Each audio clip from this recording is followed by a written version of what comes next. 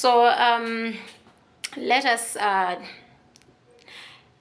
learn about the different types of dreams and then the different types of visions. This is part two of our video on accessing the dimension of dreams and visions. So the number one type of vision is what we call the closed vision. In a closed vision, when you sleep,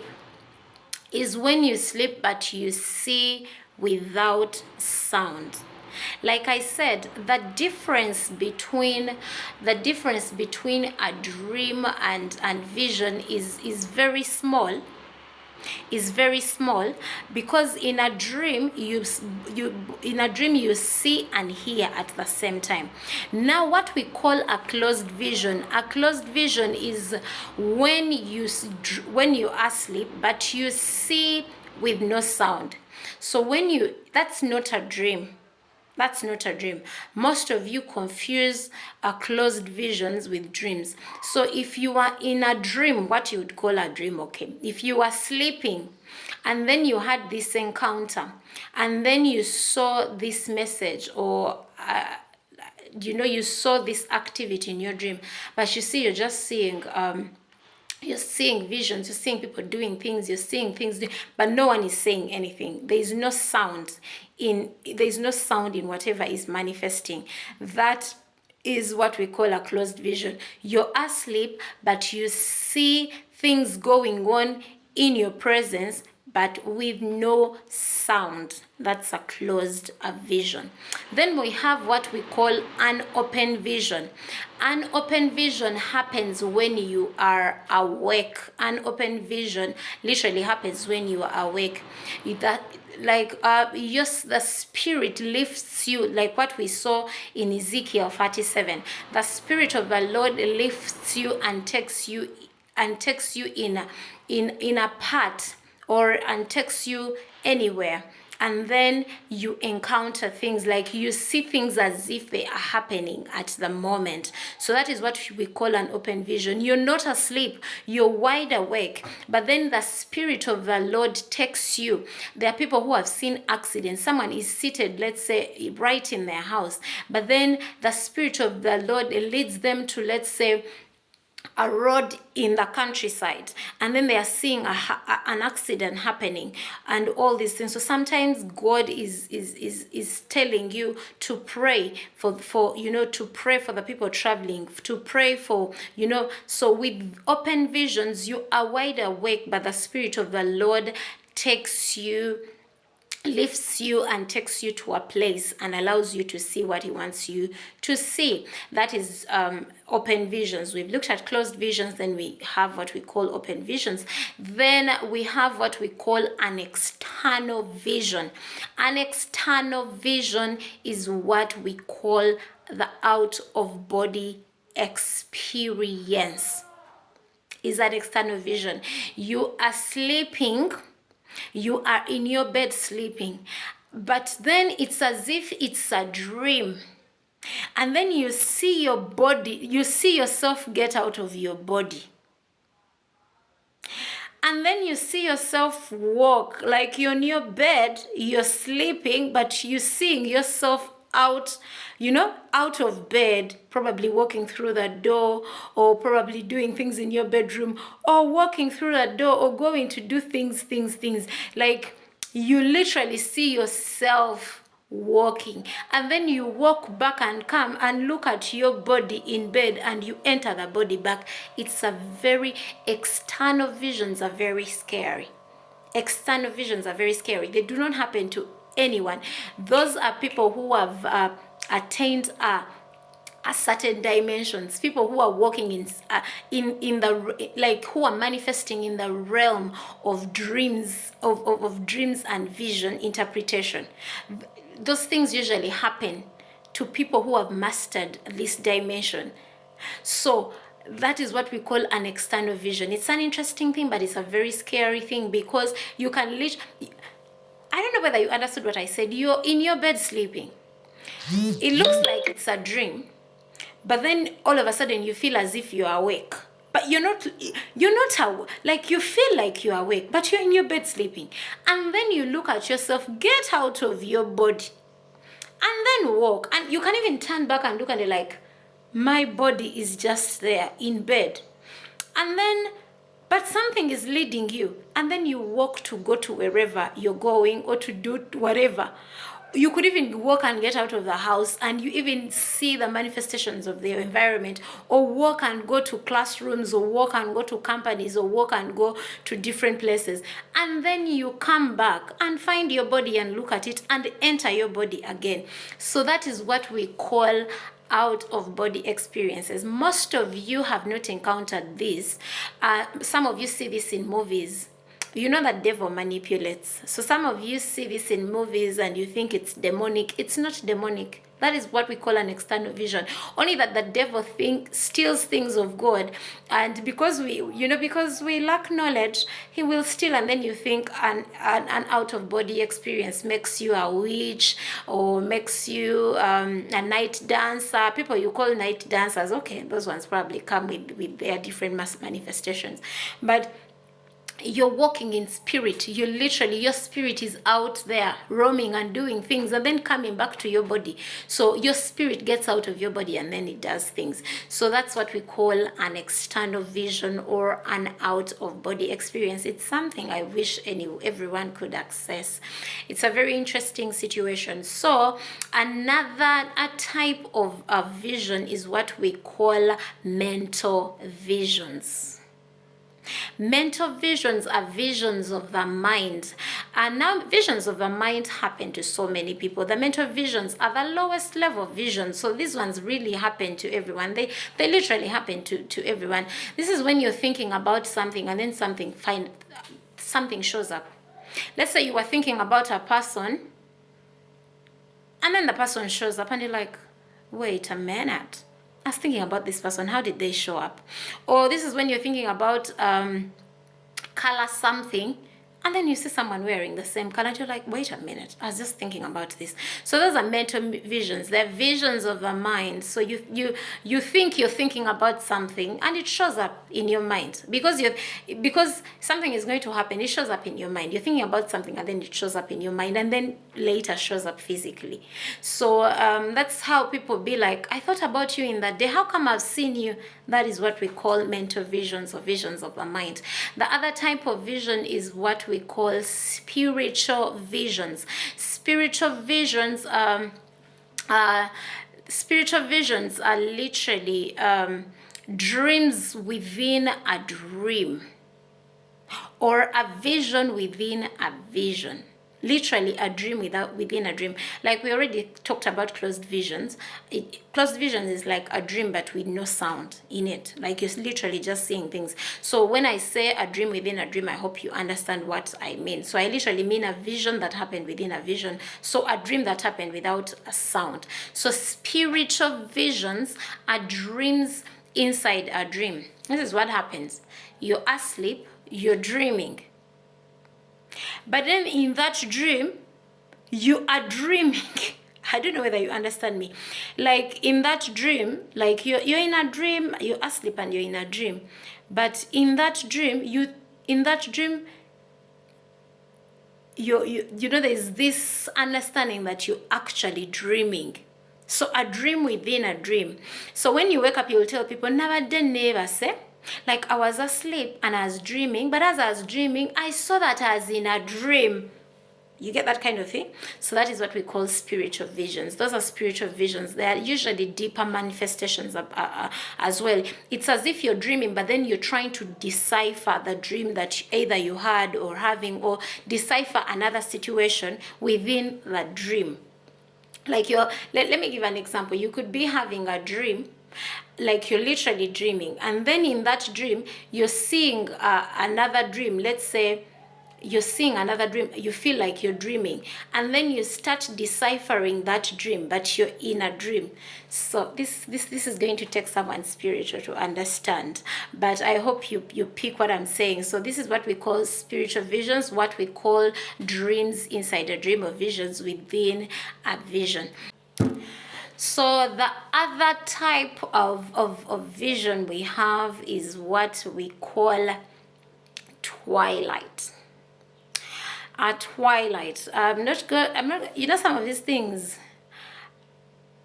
For people who have encountered, who have been imparted in dimensions, who are accessing dimensions, they are not things of every day. So twilight is what we call a trance.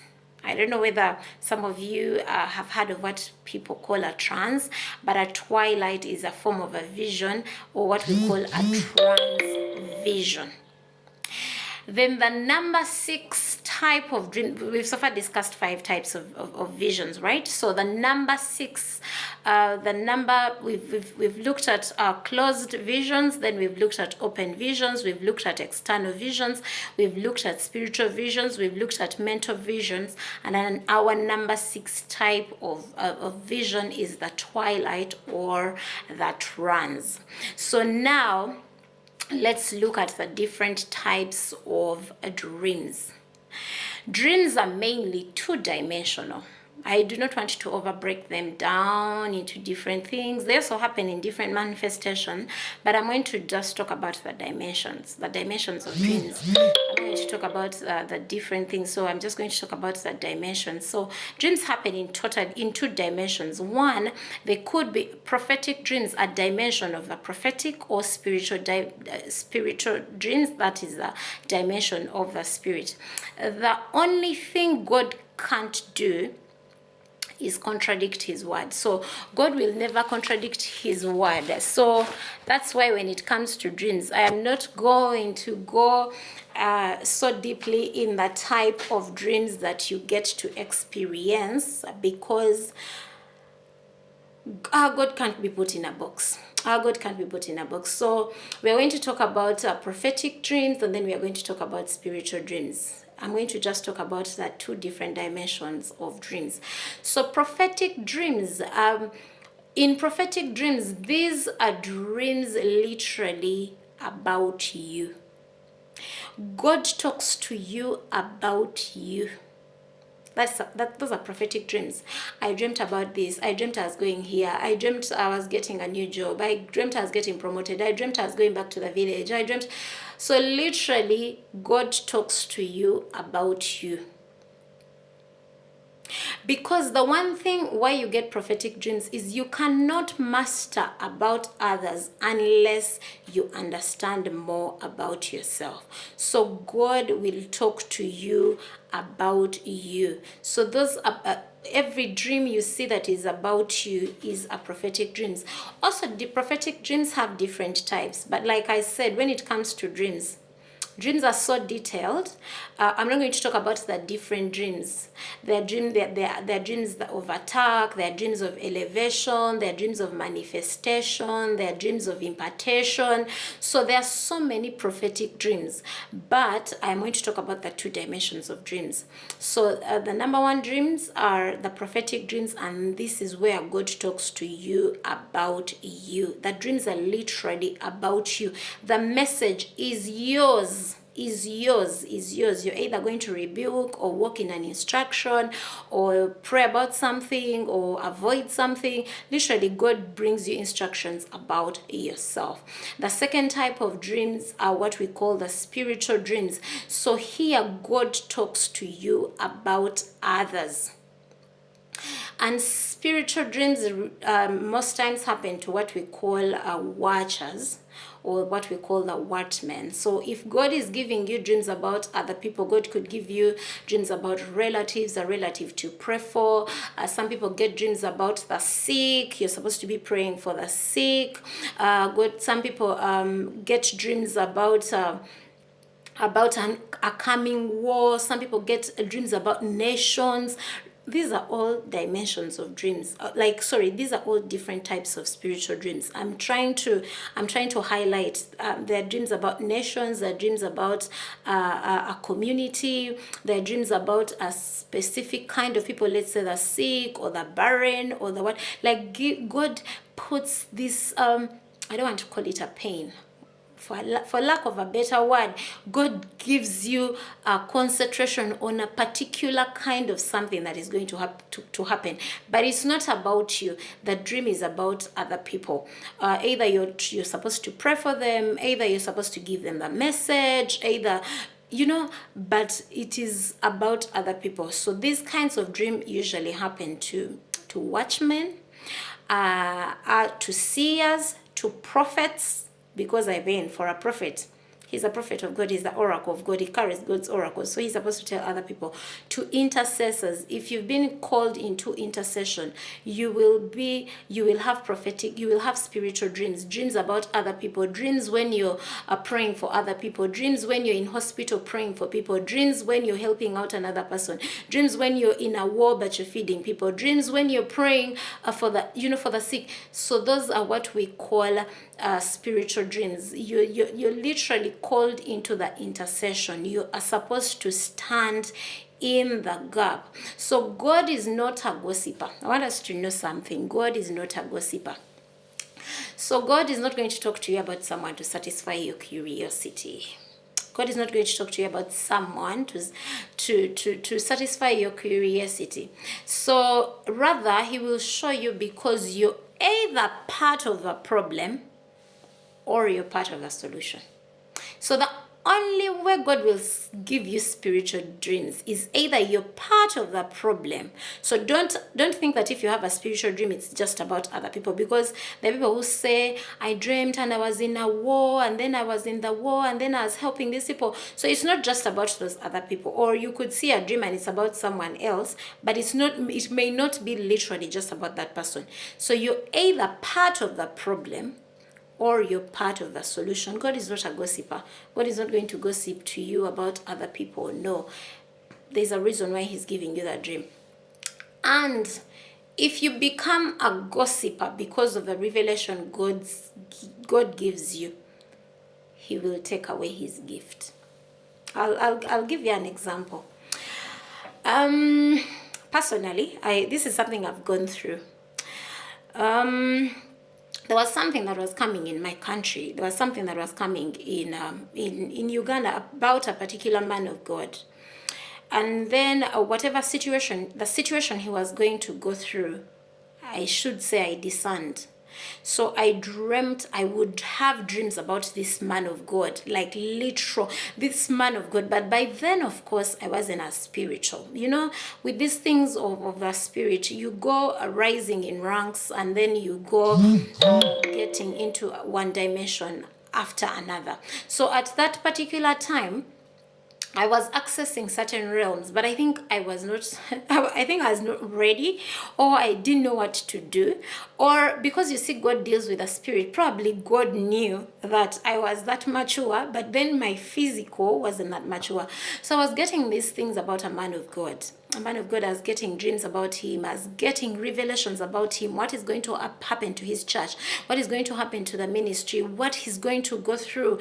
The kind of immorality he was going to go through. But these are things that had not yet manifested. So you see, I have a dream book. So I would write down everything, write down. And for me, it seemed like a story. It was a pattern that this.